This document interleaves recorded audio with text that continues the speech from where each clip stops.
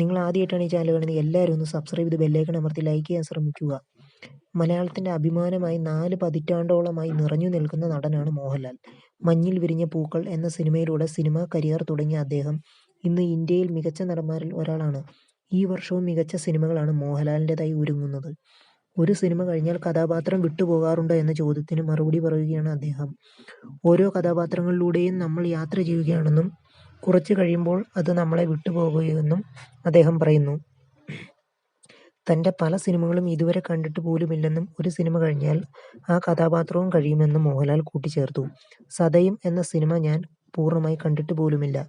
എൻ്റെ പല സിനിമകളും ഞാൻ കണ്ടിട്ടില്ലെന്ന് സമ്മതിക്കാൻ എനിക്കൊരു മടിയുമില്ല. മോഹൻലാൽ. ഓരോ കഥാപാത്രങ്ങളിലൂടെയും നമ്മൾ യാത്ര ചെയ്യുകയാണ്. കുറച്ച് കഴിയുമ്പോൾ അത് മങ്ങി മങ്ങി നമ്മളെ വിട്ടുപോകും. വായിക്കുന്നത് പോലെയോ കഥ കേൾക്കുന്നത് പോലെയോ ആവും പലപ്പോഴും അത്. മറിച്ച് നമ്മൾ അതിനെ വിടാതെ കൊണ്ട് നടന്നാൽ അടുത്ത കഥാപാത്രത്തെ അത് ബാധിക്കും. 200ഉം 300ഉം സ്റ്റേജുകളിൽ ഒരേ നാടകം തന്നെ അഭിനയിക്കുന്നവർക്ക് അങ്ങനത്തെ അനുഭവം ഉണ്ടാവാം. സിനിമയിൽ അത് പറ്റില്ല. സതയം എന്ന സിനിമയിൽ ഞാൻ പൂർണ്ണമായി കണ്ടിട്ട് പോലുമില്ല. എൻ്റെ പല സിനിമകളും ഞാൻ കണ്ടിട്ടില്ലെന്ന് സമ്മതിക്കാൻ എനിക്ക് മടിയില്ല. കാരണം അഭിനയിച്ച് കഴിയുന്നതോടെ നമുക്കത് തീർന്നു പോവും.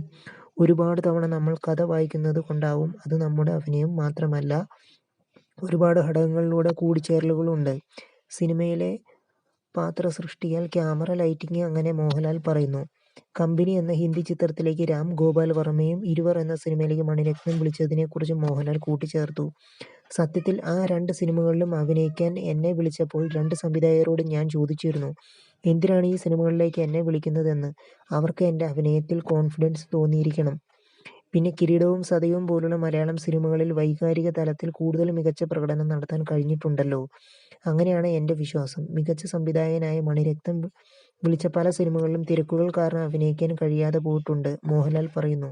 2019 ഇറങ്ങിയ ലൂസിഫർ എന്ന സൂപ്പർ ഹിറ്റ് ചിത്രത്തിൻ്റെ 2ാം ഭാഗമായ എമ്പുരാനാണ് ഇനി റിലീസാവാനുള്ളത്. മോഹൻലാൽ ചിത്രം തരുൺ മൂർത്തി സംവിധാനം ചെയ്ത തുടരും ആണ് മറ്റൊരു സിനിമ.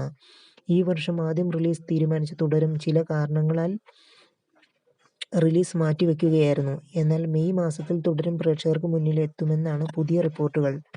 നിങ്ങൾ ആദ്യമായിട്ടാണ് ഈ ചാനൽ കാണുന്നതെങ്കിൽ എല്ലാവരും ഒന്ന് സബ്സ്ക്രൈബ് ചെയ്ത് ബെല്ലൈക്കൺ അമർത്തി ലൈക്ക് ചെയ്യാൻ ശ്രമിക്കുക. ഇതൊരു കൊച്ചു ചാനലായതുകൊണ്ട് നിങ്ങളുടെ സഹകരണം ഉണ്ടാവുക.